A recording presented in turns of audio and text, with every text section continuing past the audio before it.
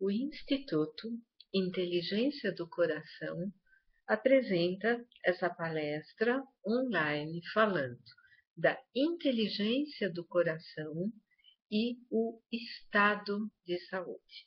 O Instituto Inteligência do Coração é uma OCIP que existe há cerca de 2 anos, pouco mais de 2 anos, e integra pesquisas recentes feitas sobre o coração, que órgão é esse, o que ele representa, pesquisas conduzidas principalmente pelo Instituto HeartMath, na Califórnia, em Boulder Creek, pesquisas relativas à física quântica, neurocardiologia, neurociências e estrutura celular, inteligência da célula e a importância disso tudo no estado de saúde.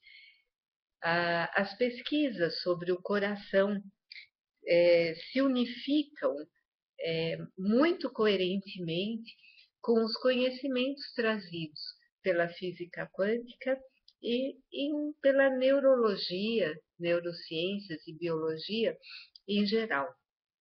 Então, nós aqui do Instituto aliamos todas essas informações, esse aprendizado que temos feito durante esses anos, nas áreas empresarial, corporativa, na área da educação, com pais, educadores, e na área da saúde. Hoje o nosso foco é esse: como trabalhar a inteligência do coração no seu estado de saúde no dia a dia. Para maiores informações a respeito do nosso trabalho em geral, vocês podem consultar o site www.inteligenciadocoração.org.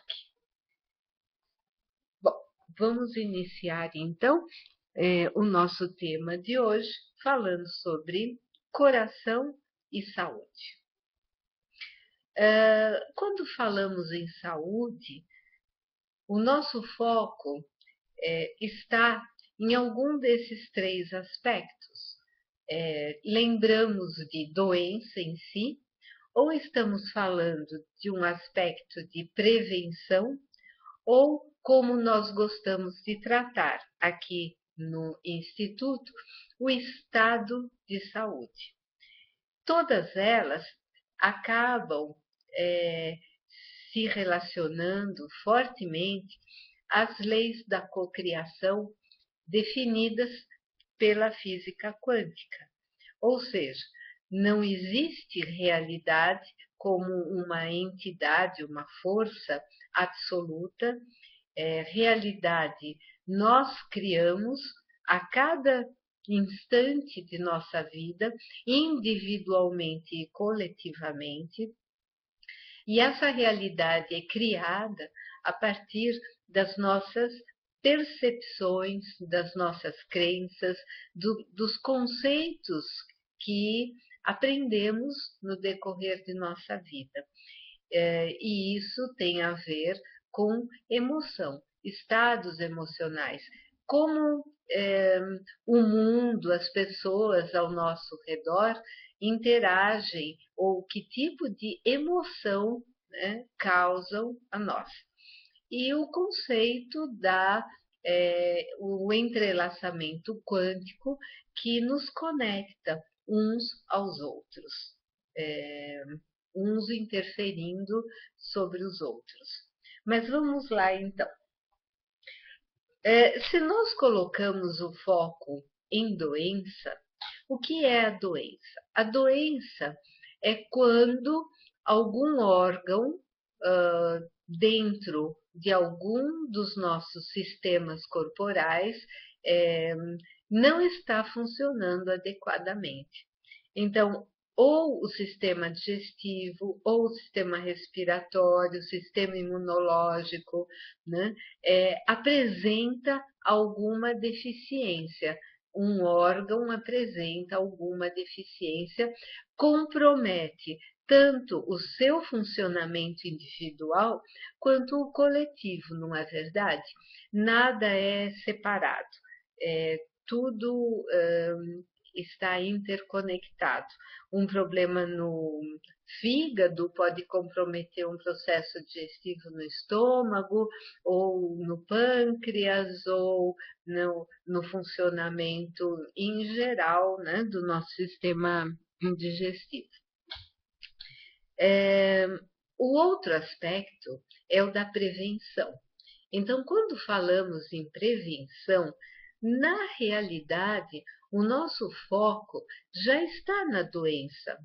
Porque, veja, se nós não acreditarmos na doença como uma possibilidade, ou não estivermos nos preocupando com algum conceito ou com alguma possibilidade de estarmos doentes, nós não estaríamos trabalhando na prevenção, não é? Então, embora, claro, nós sempre vamos ter algum aspecto de prevenção, criamos toda uma ciência, toda uma tecnologia, né, que estuda para compreender melhor o que está manifestado no nosso corpo físico, tanto em termos de funcionamento, quanto em termos de saúde ou não saúde. Mas muitas vezes isso é levado a uma questão muito extrema, né? Então, tem pessoas que têm atitudes extremamente radicais no sentido de prevenir uma consequência ou um possível problema naquele órgão. Dentro do conceito da física quântica, que nós manifestamos tudo aquilo onde colocamos o foco, se nos preocuparmos ou colocarmos um foco exagerado de um jeito não equilibrado e não coerente na prevenção, é porque nós estamos colocando o foco na doença, né? Por exemplo, eu vou tomar um monte de vitamina C, remédios, antibióticos e não sei o que, para me prevenir de uma infecção ou de uma gripe que sequer se manifestou ainda, né? O que seria interessante é pensarmos no estado de saúde. Então, eu não vou colocar o foco na doença em si, no desequilíbrio ou no comprometimento que eu posso causar ou que possa existir no meu corpo físico. Quando eu falo estado de saúde, eu vou colocar o foco em todas as coisas boas, positivas, que promovam e mantenham o meu estado de saúde, o meu equilíbrio corporal, todos os meus órgãos funcionando adequadamente. Muito bem. Normalmente, o que se apresenta, né, na imensa maioria dos casos e das situações, é esta relação entre paciente e médico. Um paciente vai ao médico ou para um estado de prevenção, sei lá, fazer os exames de rotina para ver se está tudo bem, ou porque ele já apresenta algum comprometimento. O médico vai avaliar e vai usar os recursos disponíveis. Então, o que nós temos está definido por esse segmento que nós estamos vendo aqui na lateral inferior esquerda, né? Existe um quadro, né, que é todo um cenário. O que aquela pessoa sente, que sintomas, onde dói, o que ela está relatando e um médico que está ali escutando, com maior ou menor atenção, com maior ou menor envolvimento com esse paciente. É, quando se apresentou o quadro, né, o cenário, o item seguinte é o da busca. Então, o paciente relata, digamos, um problema de eh, dor na coluna que o impossibilita de fazer alguns movimentos e isso está ficando muito ruim e comprometendo o seu deslocamento e até mesmo a sua clareza mental, porque é um processo incômodo de dor, por exemplo. E aí o médico vai é, ver o que ele dispõe, de que recursos ele dispõe, não é? É, ele tanto pode usar um recurso e dizer que ele não tem a qualificação para tratar disso e vai, por exemplo, te encaminhar a um ortopedista, ou ele vai, dentro do conjunto de coisas que a pessoa relatou, ele vai indicar alguns exames.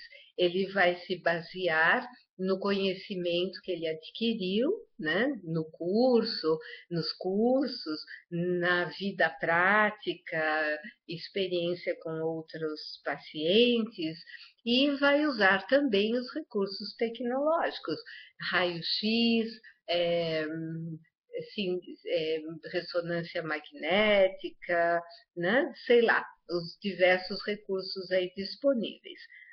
Feito isso, o paciente vai lá, faz todos os exames, pega, volta, apresenta ao médico e a gente entra na etapa da avaliação, ou seja, a escolha das alternativas, não é?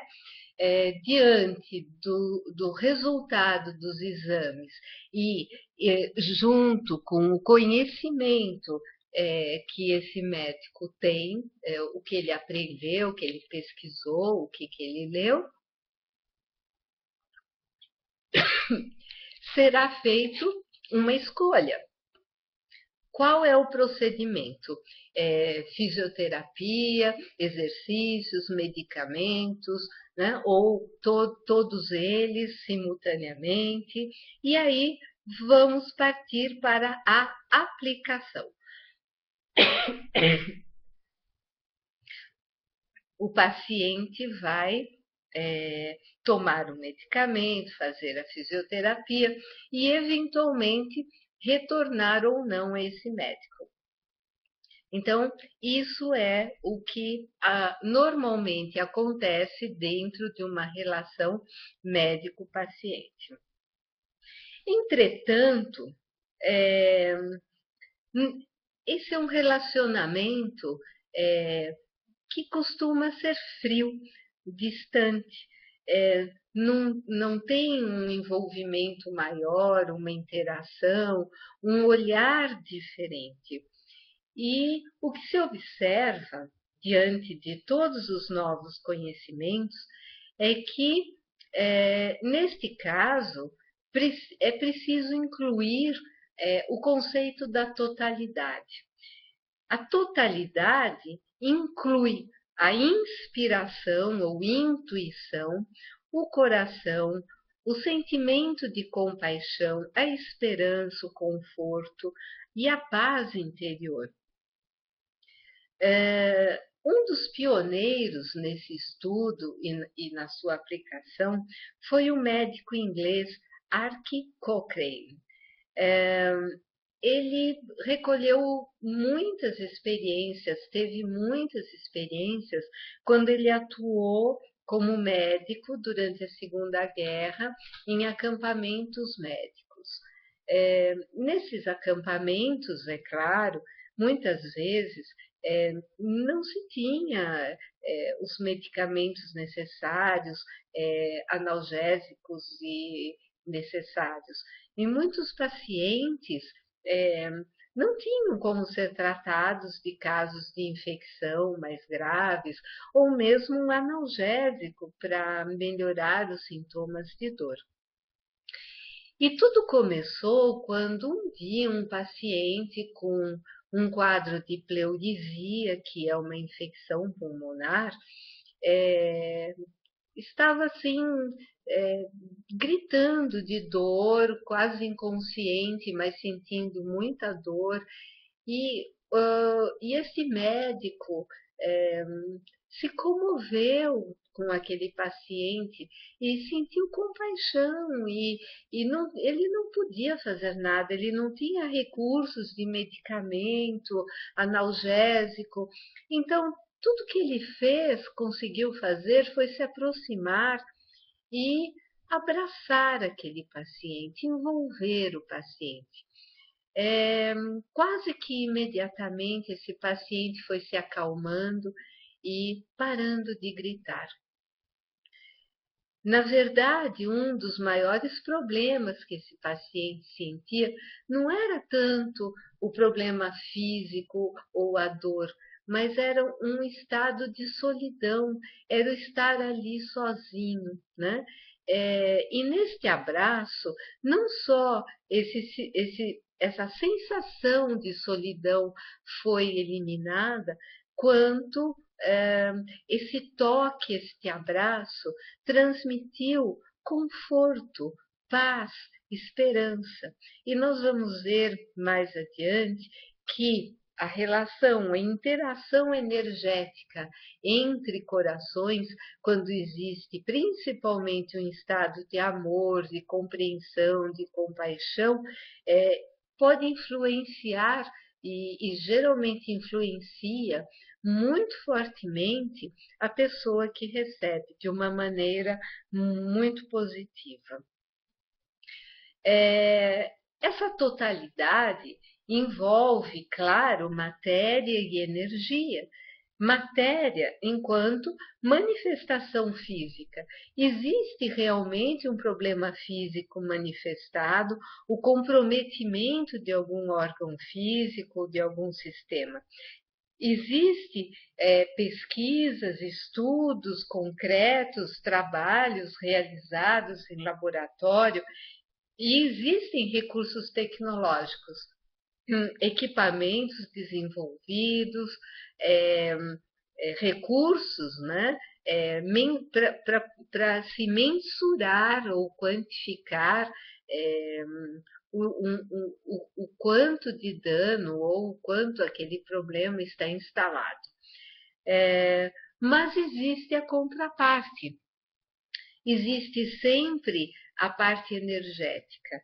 A parte energética é, que se refere a compaixão, conforto, respeito, esperança, inspiração, intuição, paz, e até mesmo com relação à pessoa que apresenta um problema, como vai a sua parte energética. Porque normalmente, quando ocorre uma diminuição, um comprometimento da parte energética, é, tem reflexos na parte física, no funcionamento do corpo. Uma pessoa deprimida, triste, sempre em estado de preocupação, ela compromete o seu corpo físico. Uma pessoa em permanente estado de alerta, de estresse, de atenção, ela compromete da mesma maneira o funcionamento do seu corpo físico. Não dá para separar esses dois componentes.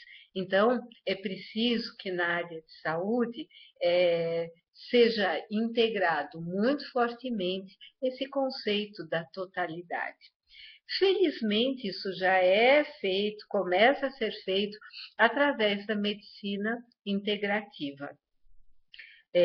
Esse conceito não é novo, esse conceito é muito antigo. Filósofos, escolas muito antigas, Por exemplo, Platão já dizia que corpo e alma, que podemos dizer aqui que é uma componente energética, são um só.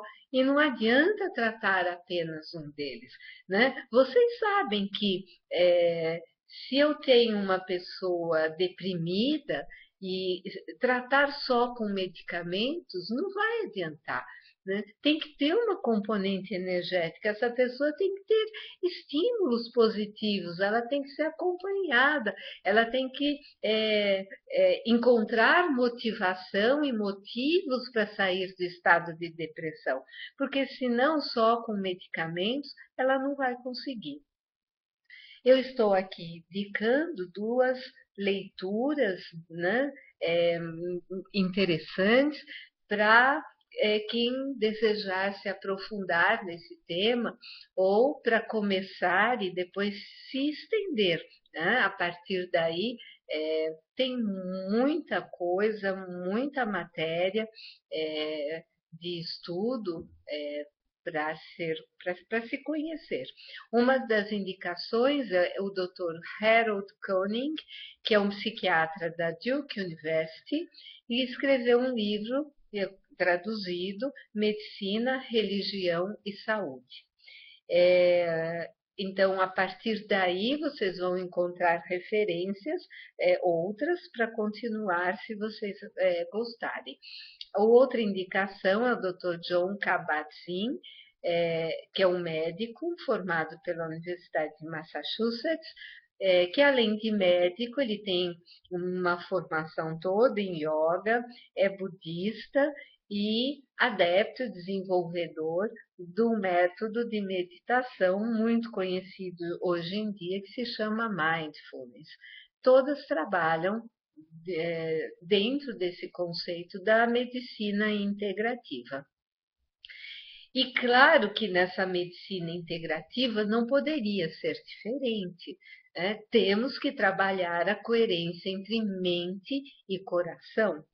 O coração fornece essa base energética, a base emocional, que influencia a mente e o funcionamento da mente. E é um caminho de mão dupla, né? Então, uma não exclui a outra. Nós aqui do Instituto, em nenhum momento achamos que trabalhar só o coração é suficiente. A nossa proposta é integrar o coração, porque até hoje a maioria dos trabalhos é em cima da mente, das competências da mente, desenvolvimento da mente, e pouco se fala e se agrega a respeito do coração. O nosso objetivo é agregar o coração e toda a sua base funcional, todo o significado, tudo que ele é capaz aliando a mente. Né? Os dois são parceiros, né? Matéria e energia, mente e coração. E qual é o papel da emoção? Então, nós vamos ver que o papel das emoções é muito importante no funcionamento do coração, consequentemente no estado de saúde. E isso tudo, claro, tem a ver com a nossa percepção de mundo, das pessoas, com nossos padrões, com as nossas crenças, com o que nós estamos construindo como realidade. E a emoção está absolutamente ligada a batimento cardíaco, a variação do batimento cardíaco. Quem conhece um pouco o trabalho, ou já assistiu palestras anteriores, ou se quiser saber mais, visitem o site para conhecer melhor qual é essa linguagem do coração, que é a variação do batimento cardíaco. Uma vez que o coração se comunica com o cérebro, mais do que o cérebro se comunica com o coração, ou seja, o coração tem um cérebro funcional, com capacidade de decisão, que tem memória, que aprende, né? É um cérebro como o cérebro craniano, e que esse coração mais troca impulsos neurais com o cérebro do que vice-versa, mas é um caminho de mão dupla. Esse coração que se comunica com o cérebro e com todo o corpo, é capaz de causar grandes mudanças, promovendo o estado de saúde. E o que altera o batimento cardíaco, a variação do batimento cardíaco e do campo energético é justamente as emoções.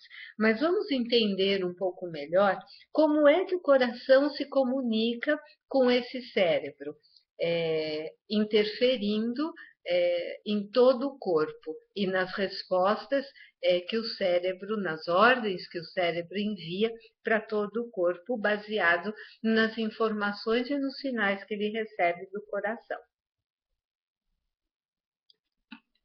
O coração se comunica com o cérebro de 4 maneiras: bioquimicamente, neurologicamente, biofisicamente e energeticamente.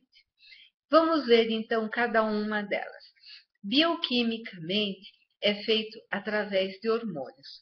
Então, em 1983, se descobriu que o coração não era só uma bomba que impulsionava sangue, levava sangue a todo o organismo, mas que ele também funcionava como uma glândula fabricando hormônios.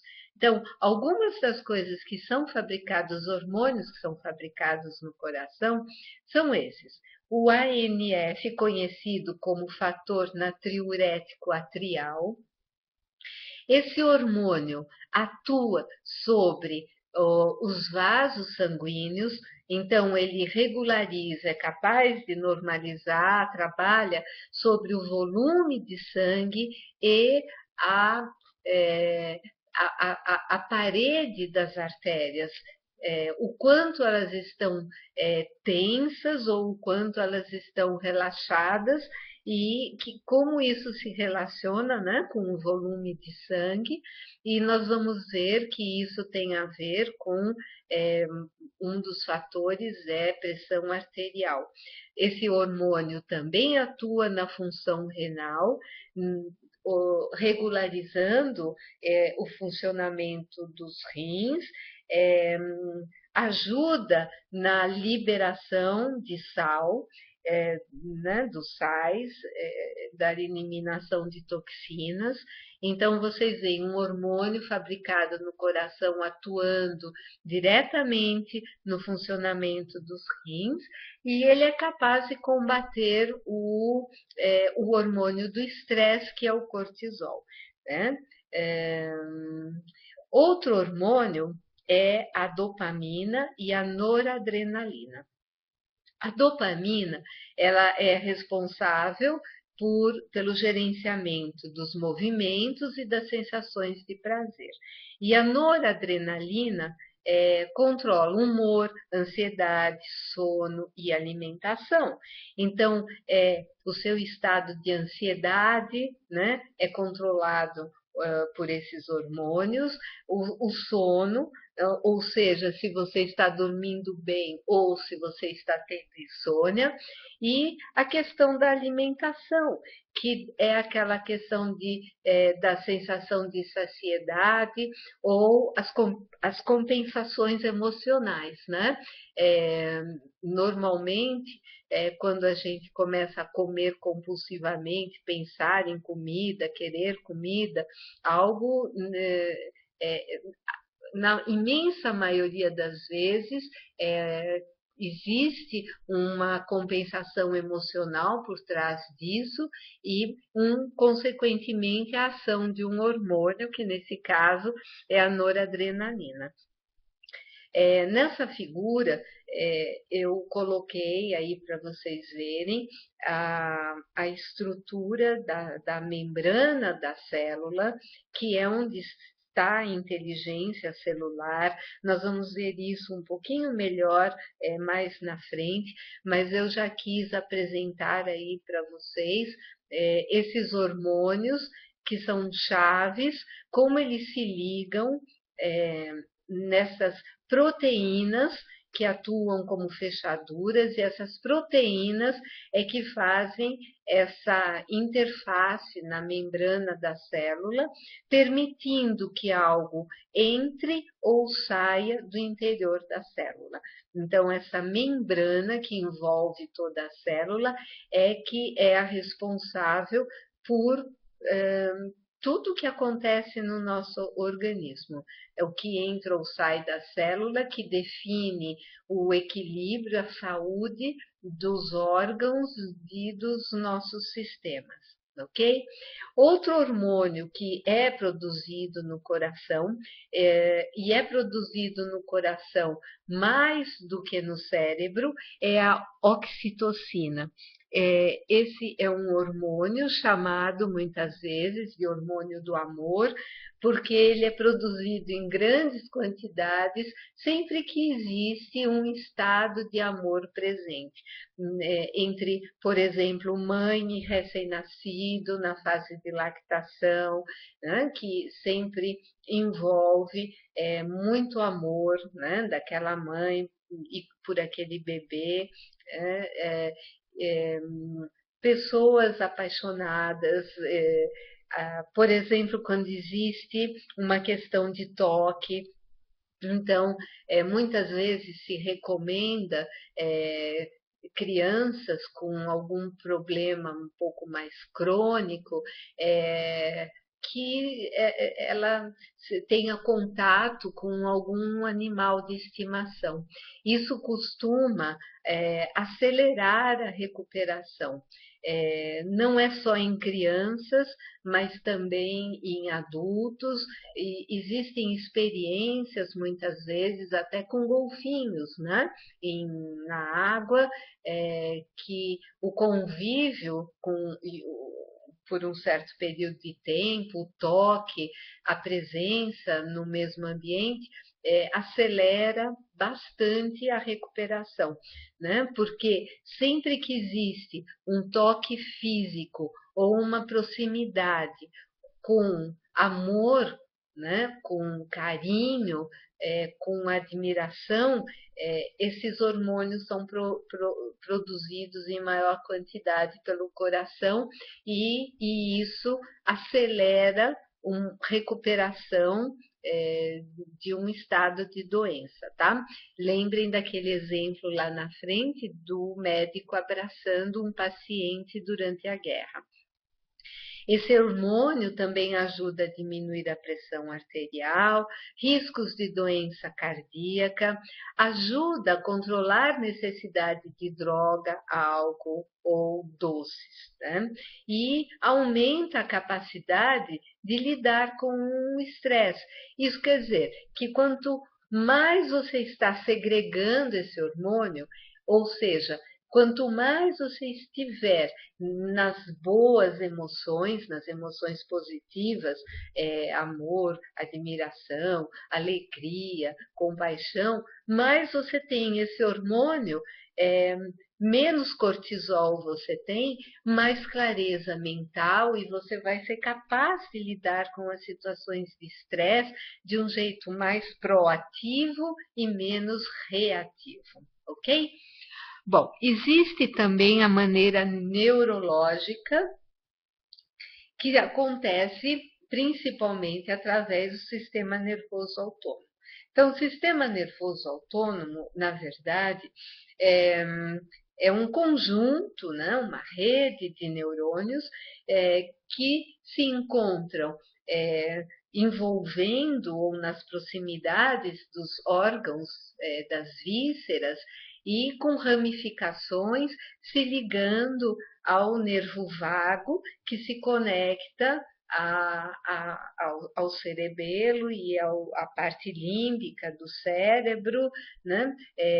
Causando toda a parte de emoções, a parte cognitiva, e trazendo as respostas do cérebro. tá? Então, esse sistema aferente que leva as informações. Esse sistema nervoso autônomo se divide em sistema simpático e parasimpático. O sistema simpático cuida da parte automática do nosso corpo físico. Você não precisa ficar pensando para respirar, pensando para controlar sua pressão arterial ou sua temperatura, né? Isso tudo é feito automaticamente e involuntariamente, sem que você até pode controlar isso, mas você não precisa ficar monitorando, né? O sistema simpático controla essas funções. E o sistema simpático é também aquele responsável por essa atitude, né, de correr ou lutar. Ele percebe o meio ambiente ao nosso redor. Então, se você escuta um ruído ou alguém o ameaça, você tem condição de se defender, né? Ou de lutar, ou de se defender, ou de sair correndo para se proteger, né? E o sistema parasimpático é o responsável pelo relaxamento, né? Pela calma, por desacelerar. Então, você levou um susto, o seu sistema simpático aumenta o batimento cardíaco para levar sangue rapidamente a todo o seu organismo, eleva a temperatura, eleva o IgA, que é o hormônio do sistema imunológico, para te tornar resistente ao que vem pela frente. Passado o risco, passado esse primeiro momento, o seu sistema parasimpático vai baixar os batimentos cardíacos, a pressão arterial, a temperatura, vai fazer que tudo volte aos seus níveis normais, ou pelo menos os padrões normais para você, para cada um de nós, ok? Uma informação interessante é que esses neurônios, neste caso, são fragmentados. Então, vocês estão vendo aí que eles são compostos de segmentos, eles não são um corpo único. E isso é interessante porque essas sinapses podem ser interrompidas, né? Eu posso mudar essas ligações, eu posso mudar esses padrões neurais. Isso vai ser bem importante mais para frente, que já vou falar mais, explicar melhor isso que eu estou falando agora. Eu coloquei isso daqui só para a gente ter uma ideia de como funcionam as coisas. Nós estamos vendo aí o caminho aferente. Aferente porque são os neurônios responsáveis por conduzir a informação até os centros cerebrais. Então, nós temos aqui embaixo toda a parte de estímulos. Então, o que vem pelo paladar, pelo nervo vago, as sensações que recebemos de funções corporais, como recebendo alimento, a expressão facial, né, a contração, a não contração, tudo isso é reunido tipo aqui num centro, né, que é o nervo vago, né, que se conecta, que é esse nervo vago. Então, aqui é como se fosse um centro, uma central, né, de recolhimento das informações. E aí vocês veem que parte das informações vem para o que a gente chama o cerebelo ou a parte responsável pelo instinto, pela reação. E a maioria segue seu caminho, né, para o que é chamado a parte límbica do cérebro, onde tem o registro das emoções, onde tem os padrões neurais. E só então ele segue aqui para o nosso córtex, onde é o centro onde está o conhecimento, onde nós temos condições de avaliar, comparar com as informações, planejar, processar e elaborar uma ação adequada. Entende? Não uma reação, mas uma ação. Né? Muito bem. É, esse coração, que se liga ao sistema nervoso autônomo através do nervo vago, forma um sistema único: coração, sistema nervoso autônomo e cérebro. Se um deles está fora de coerência, afeta, compromete o funcionamento desse sistema como um todo.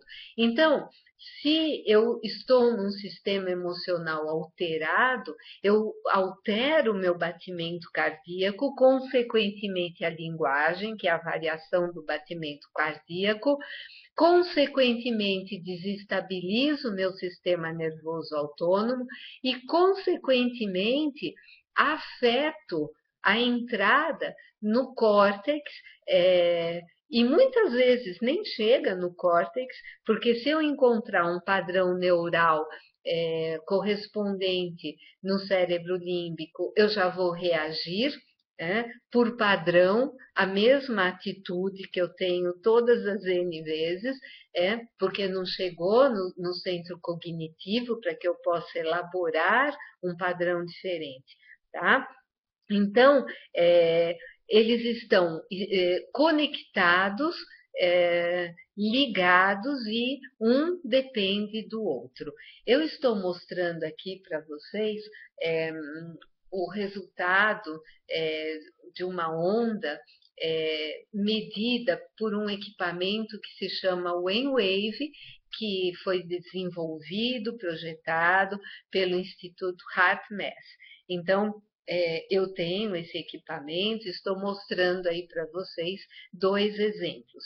Então, neste caso aqui, é um exemplo do que seria o ideal. Então, vocês veem, num estado de admiração, coerência, o sistema nervoso autônomo está em sintonia, sincronizado, formando esse pico único ao redor de 0,1 Hz, que é mais ou menos onde o sistema nervoso autônomo sincroniza, o sistema simpático e parasimpático, ok?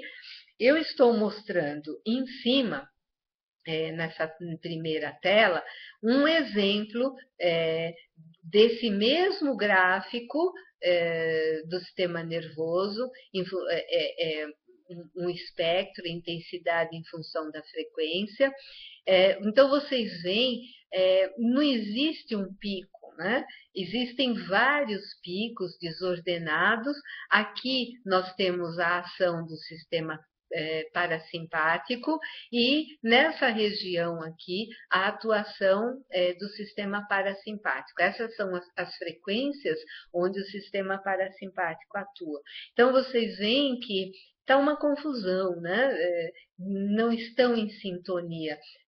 Um está funcionando em paralelo com o outro. É como acelerar e brecar um carro simultaneamente. Tá? O carro fica desgovernado, né? Fica sem direção, sem rumo, né? Vocês veem aqui que tem uma baixa intensidade.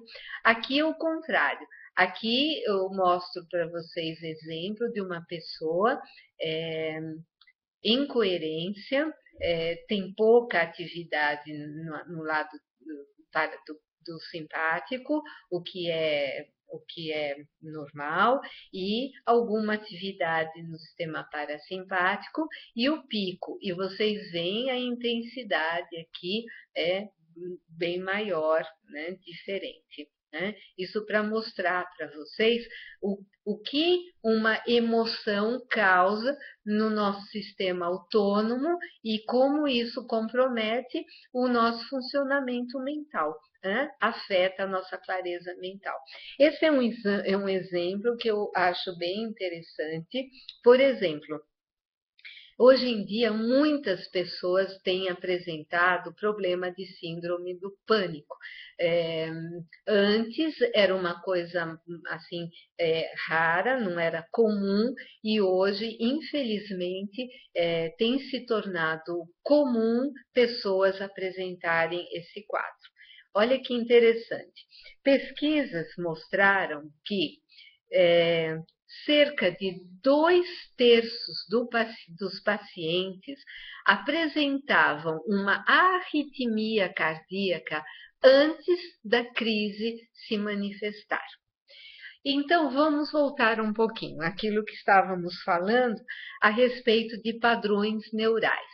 Então, o cérebro funciona assim. Cada vez que um fato externo, uma experiência emocional, me causa uma determinada emoção, o cérebro cria um padrão neural que é como se fosse uma fotografia. Então, tal situação me causou tal emoção e aquilo fica registrado. Conforme essa experiência vai sendo repetida, ou seja, você vai vivendo essa situação e sentindo a mesma emoção, esse padrão neural se fortalece muito. A cada vez que você tem uma experiência, se não igual, parecida, o seu cérebro vai rapidamente entrar nessa comparação, porque existe essa fotografia no seu padrão neural, e você vai reagir imediatamente, sem chegar ao córtex, a tempo de você elaborar uma ação, né? Uma atitude.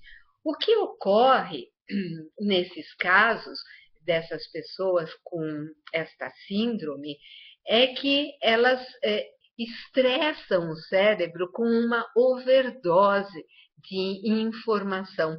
O cérebro começa a não dar conta, essa estrutura desse padrão neural, essa fotografia neural, ela não dá conta do volume de informações, né? Então, a pessoa, ela está tão, por exemplo, exposta a situações estressantes, ou situações de raiva, ou situações de medo, que ela provoca uma overdose de informação.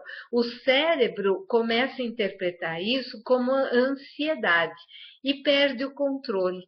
Perdendo o controle, se instala o que nós chamamos, aquele conjunto de sintomas, que é a síndrome do pânico. Esses 2/3 de paciente, a maioria deles, quando foi induzido um ajuste neste batimento cardíaco, saiu da crise rapidamente, tá? Então, vejam, a dependência do coração, desse ritmo, na apresentação de um quadro que está aí e que muitas vezes difícil de lidar, né? Então, simplesmente ajustando o ritmo cardíaco é possível sair de uma crise desse tipo. A outra maneira que o coração tem de se comunicar é biofisicamente.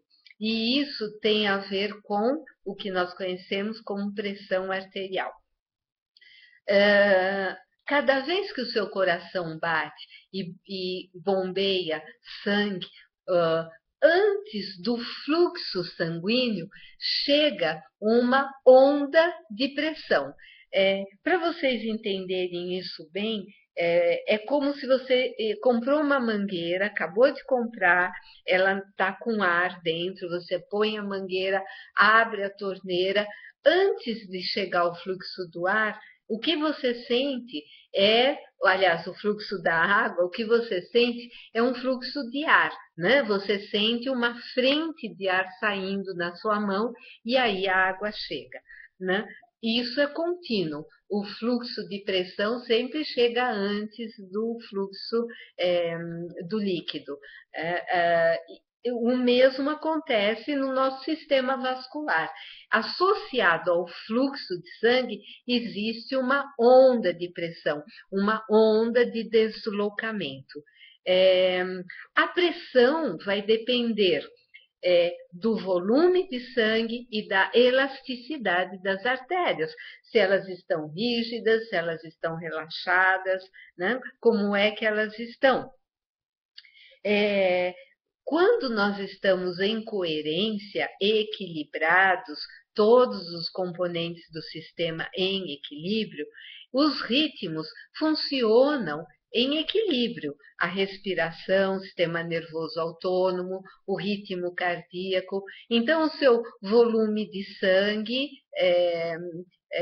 não vai causar um exagero ou uma depreciação, que você levaria a uma pressão arterial baixa ou a uma pressão arterial elevada.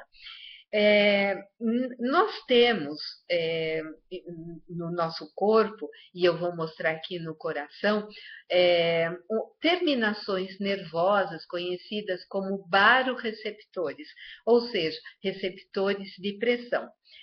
Elas são encontradas no arco da aorta e, né, aqui, e nas carótidas, né, do lado direito e do lado esquerdo.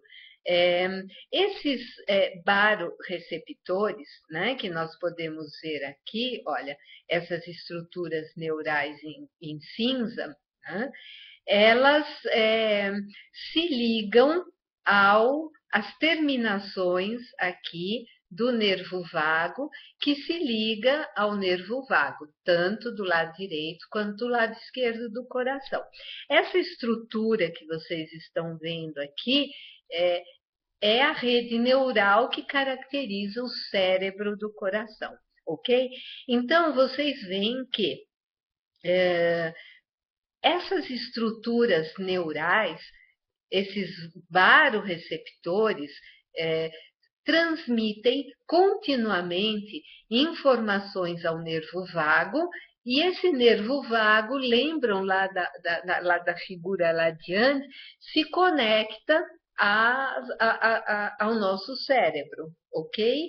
Que vai interpretar a informação recebida e transmitir alguma coisa.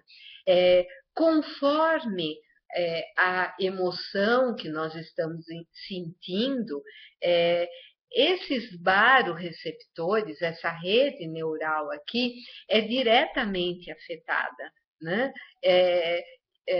Por quê? Porque vai afetar o sistema nervoso autônomo e é uma via de mão dupla. Tanto as nossas emoções afetam o sistema nervoso, que vão transmitir uma informação para o cérebro e que vai transmitir alguma ação para o baroreceptor, quanto esses baroreceptores se alteram de acordo com a emoção transmitida, que aumentou ou diminuiu o volume, a pressão exercida sobre a parede da artéria, transmitindo essa informação pelo nervo vago para o sistema nervoso, que entra em desequilíbrio, sai daquela sintonia e, consequentemente, vai alterar todo o funcionamento do nosso cérebro e da nossa mente, da nossa clareza, da nossa eficiência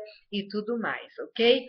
Então, vocês estão vendo aí a ligação desses vasoreceptores com o nervo vago, primeiro naquele centro, né, de receptor do nervo vago, que depois se transmite para as outras regiões do cérebro.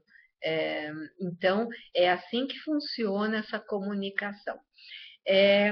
Voltando um pouquinho para a gente entender melhor, quando eu mostrei lá para vocês no caso da dopamina e da noradrenalina, como elas são chaves que se conectam a fechaduras, que são proteínas na membrana celular, vou fazer aqui uma breve explicação sobre isso, porque a inteligência da célula que faz com que ela identifique alimento, ou um perigo, ou um predador, ou algo no seu ambiente, está na membrana dessa célula.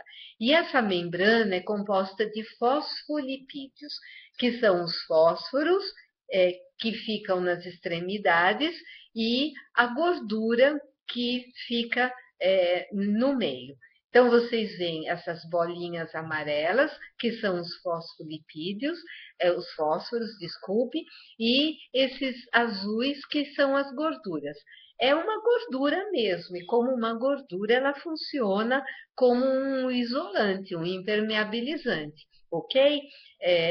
Quando você passa, por exemplo, uma camada de manteiga, né, no pão, generosa, se cai alguma coisa sobre a manteiga, ela não passa para o pão, né? Ela fica, ela não se combina com a água, então ela fica, a ação dela é isolante, permeabilizante. Então vocês veem que é, tudo que vem para cá, hormônios, aminoácidos, proteínas, são como chaves que vão ou não se encaixar a fechaduras, que são essas proteínas. Nós temos fechaduras para alegria, para tristeza, para preocupação, para estresse, para, né? E elas funcionam sob demanda. Quanto mais chaves para uma determinada emoção, mais fechaduras são criadas. Né? Nosso corpo é inteligente, nós é que nem sempre. Né? Então, vocês veem que o que entra por essas células ou o que sai dessas células depende dessas proteínas, que são essas fechaduras. E que vão ou não se abrir de acordo com essas chaves. Então, essa é uma informação importante que mostra que mesmo que a gente tenha alguma predisposição genética, mesmo que a gente tenha lá algum fator, ele não se ativa sozinho. Né? Ele precisa de um estímulo, ele precisa de algo que facilite essa entrada ou essa saída, né, dessas células. E nós vamos continuar vendo a importância disso, né? Que chaves que nós estamos fornecendo aqui e que ação elas exercem no nosso organismo. A outra via de comunicação é a energética. Então, o nosso coração tem um campo eletromagnético que tem essa estrutura que vocês estão vendo aí. É a estrutura toroidal. E ele se altera, né, dentro de uma forma geométrica ou de uma intensidade ou de um alinhamento ou não alinhamento de acordo com a emoção. Então, vocês estão vendo aí um gráfico mostrando uma onda obtida de uma pessoa, de várias pessoas, né? No caso, isso aqui é uma média, em estado de frustração, tá? E uma onda obtida num estado de apreciação. Então, essa em frustração é uma onda caótica, como se estivesse cheia de ruído, interferência, e a onda da apreciação é uma onda senoidal, limpa, coerente. Né? E de acordo com essa onda é um reflexo de como se apresenta esse campo eletromagnético do coração. Ele é 5.000 vezes mais forte que o campo eletromagnético do cérebro e é o mais extenso, ele chega a ter 3, 4 metros de extensão. Você pode medir esse campo em qualquer parte do seu corpo físico e esse campo ele pode ser sentido por outras pessoas ou interagir com um campo eletromagnético de um meio.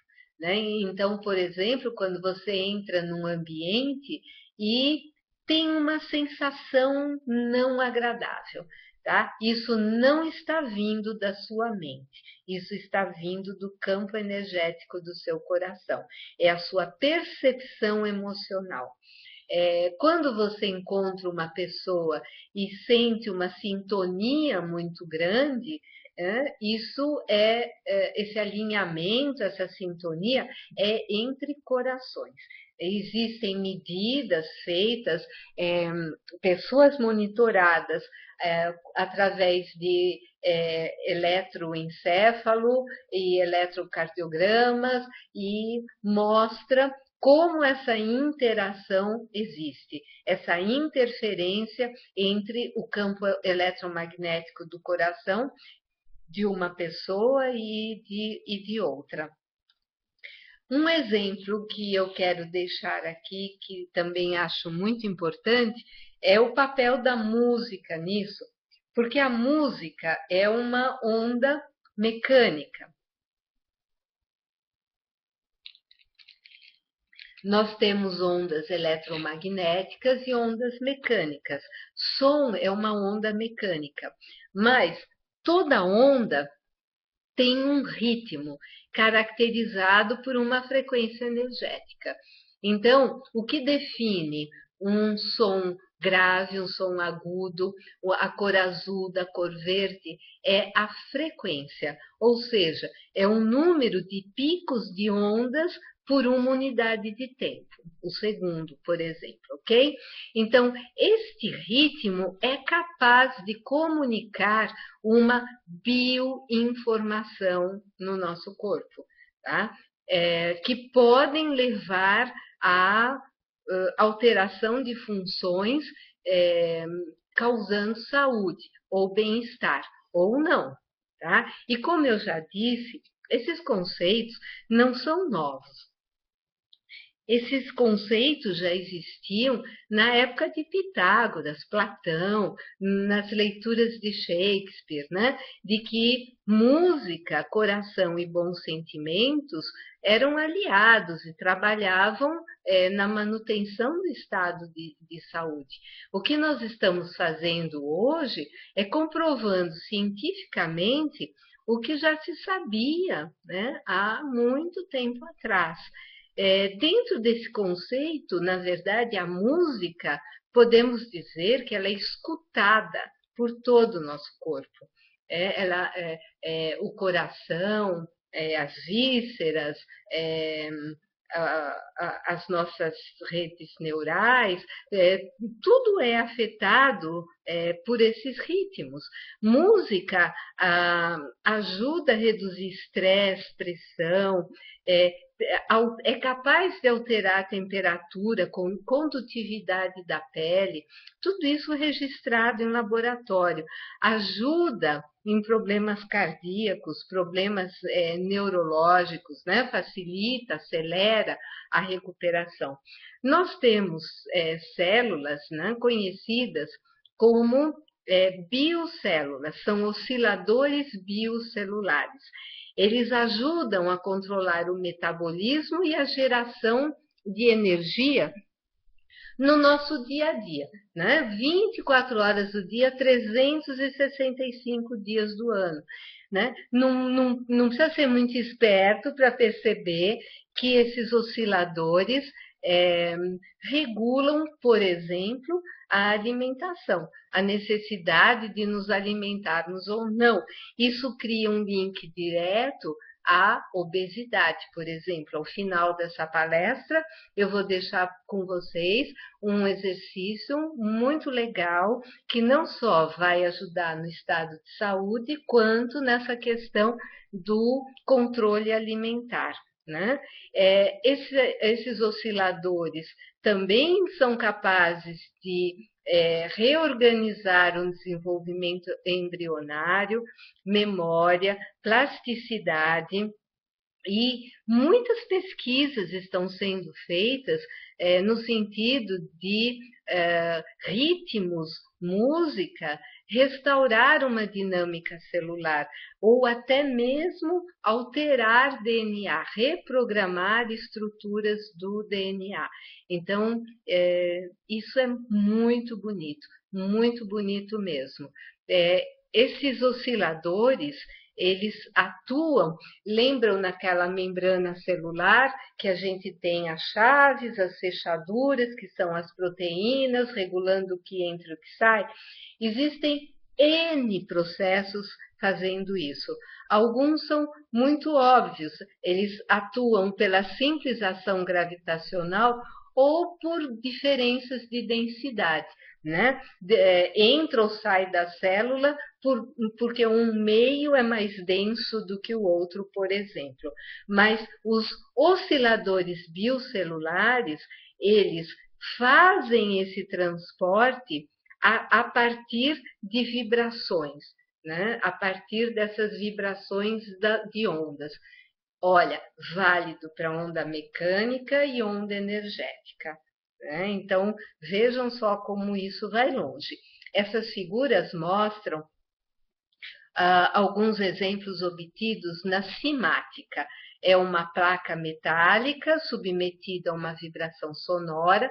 Sobre a placa é colocado areia e, conforme a vibração sonora, obtém-se diferentes desenhos, como vocês podem ver. Então, vocês veem vibração sonora, uma onda mecânica, que também tem uma componente energética, atuando sobre a estrutura da matéria, formando diferentes desenhos, neste caso, sobre areia. Né? Às vezes também líquidos em suspensão na água, também dá para se obter desenhos, ok? Assim, as células são detectores de vibração eletromagnética e mecânica. O coração induz uma vibração mecânica e eletromagnética que se difunde por todo o organismo. Consequentemente, o coração que é controlado e pode ser organizado, né, por emoções. Então, conforme as emoções que estamos vivenciando, nós controlamos essa linguagem do coração, esse batimento cardíaco, e temos um acesso à área cognitiva cerebral.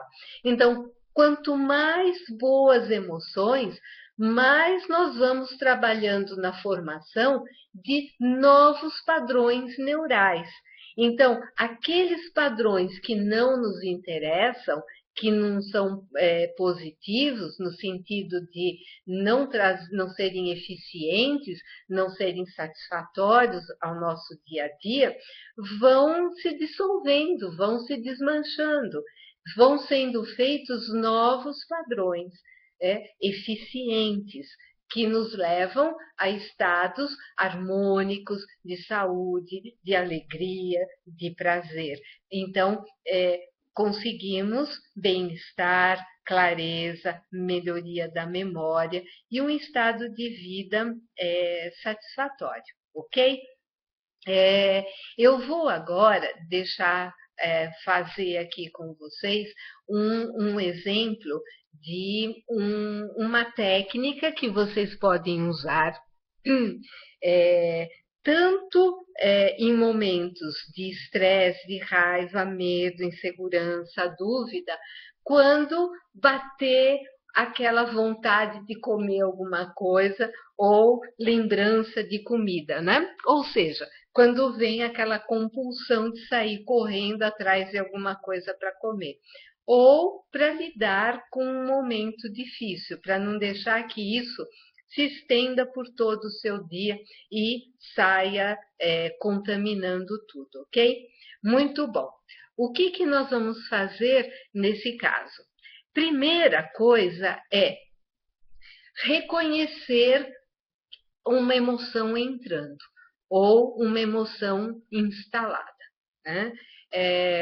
Você tanto pode reconhecer que você está diante de uma pessoa e começa a se sentir profundamente incomodado por ela e às vezes nem sabe bem por quê, ou entra em discussão com uma pessoa no trabalho, na família, no trânsito, né? Então vem aquele estresse ou aquela raiva entrando.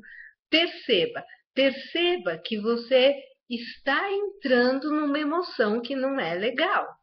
É, admita isso. Né? Muitas vezes a gente tem padrões de resistência, de negação. Eu me estressar, imagina, eu com raiva, de jeito nenhum. Eu sou muito calma, eu sou bonzinho, eu não tenho raiva de ninguém. Para com isso. Não tem julgamento, culpa. É natural, vamos reconhecer. Eu estou com raiva, eu estou bravo, eu estou triste. Ponto. Vamos reconhecer. E tentar dar um nome para isso. Muitas vezes a gente sente uma coisa indefinida e não sabe bem o que é. Ajuda muito dar um nome. É raiva que eu estou sentindo? Ou é frustração? Ou é ansiedade? Ou é medo? Né? Vamos entender que emoção que a gente está sentindo. Né? Faz parte de autoconhecimento e que faz parte de ajudar você nesses padrões neurais e de manter o seu estado de saúde, ok? Quando você identificou uma coisa entrando e nomeou, tente identificar se tem uma região específica do seu corpo físico que você sente diferente. Você pode não se dar conta, mas você pode estar, por exemplo, tensionando fortemente os seus ombros. Às vezes até elevou os seus ombros. Você pode perceber que está com as mãos fechadas. Você pode perceber a contração facial. Né? Perceba no seu corpo físico. Você pode perceber, às vezes, um aperto no peito ou um mal-estar abdominal. Identifique o que no seu corpo físico está pegando e que emoção está entrando. Então, você começa a aliar a noção fisiológica de que parte do seu corpo está em ação, que emoção que está aí atuando e que reação isso está causando. Então, é esse processo que nós precisamos parar, ok? E agora, o que você vai fazer na sequência? Você vai ser gentil com você. Você vai começar a entrar no estado de autorreconhecimento, de se admirar. Não é porque você está com raiva, triste, com medo, em dúvida, que você vale menos, que você é menos do que outra pessoa. Que possivelmente você pode estar se achando inferior a uma pessoa que está na sua frente, te causando essa emoção. Sem julgamento, sem culpa, se libere desses sentimentos. Pense que você é um ser único. Seria muito legal se você estiver diante da pessoa na situação, é difícil você fazer isso. Mas procure se afastar ou no primeiro momento que você estiver sozinho, ou se você já está sozinho e está lembrando isso, revivenciando isso, faça o seguinte: respire, feche os olhos, identificou o sentimento, identificou a emoção, identificou o sentimento, feche os olhos e entre na seguinte linha de pensamento: eu sou um ser único. Só existe um ser como eu no universo. Não existe dois seres exatamente como eu. todos estamos num processo de aprendizado. Eu tenho potenciais já desenvolvidos e tenho coisas que eu preciso desenvolver. Outras pessoas precisam desenvolver o que eu já tenho desenvolvido, ou já tem desenvolvido aquilo que eu preciso desenvolver. São processos diferentes. Eu não tenho um significado menor ou maior em comparação com a outra pessoa. Então, para de se comparar. Não tem padrão de comparação. Né? Eu sou único. Então, você se reconheça como esse ser único no universo e ajuste a sua respiração. Aprofunde a sua respiração, inspire e expire no mesmo tempo. Seja 5, 6, 7 segundos. O importante é que você inspire e expire no mesmo tempo. Coloque todo o foco da sua atenção na respiração.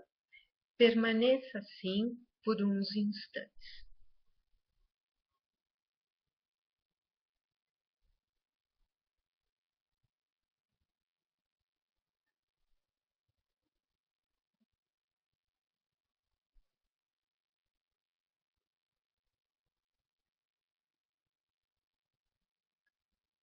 Coloque agora o foco da sua atenção no coração.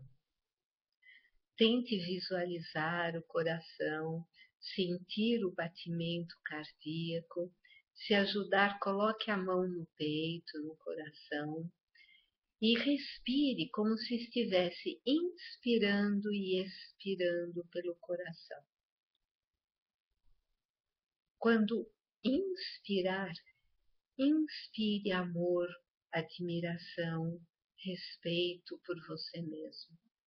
Quando expirar, elimine todo julgamento, culpa, raiva, medo, incerteza.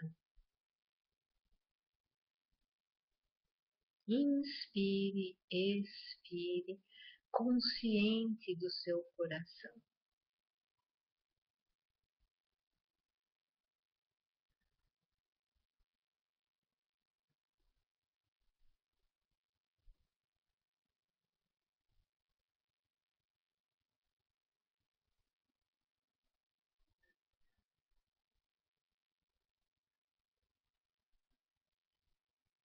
Traga uma lembrança boa. Revivencie um momento muito positivo de amor, de alegria, de admiração, de paz. Sinta novamente essa emoção, revivencie esse momento no seu coração.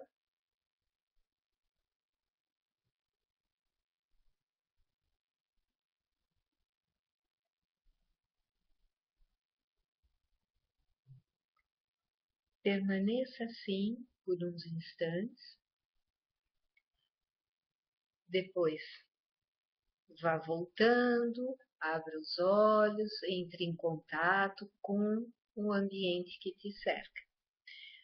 Olha, quanto mais você fizer isso, mais você vai colaborar para o seu estado de saúde. Quanto mais você fizer isso, mais você vai trocando aqueles seus padrões neurais. Cada vez que você fizer isso, você não vai deixar que o estresse, a preocupação, a tristeza se instale e cause danos e prejuízos em todo o seu sistema corporal, em todo o seu sistema emocional, que pode te levar ao desequilíbrio e à falta de clareza, à falta de coerência, à reação e não à ação. Então, quanto mais vocês praticarem, melhor vocês vão ver os resultados. Façam isso no trânsito, no carro, tomando banho, em casa, no trabalho. Faça uma parada. Faça uma parada, ande, respire e mesmo andando de olhos abertos, faça esse exercício. vocês vão ver cada vez mais os resultados positivos que vocês vão alcançar, ok? Bom, isso é uma pequena amostra de um dos trabalhos que a gente desenvolve na área de obesidade, controle alimentar, né, dentro dos conceitos da inteligência do coração.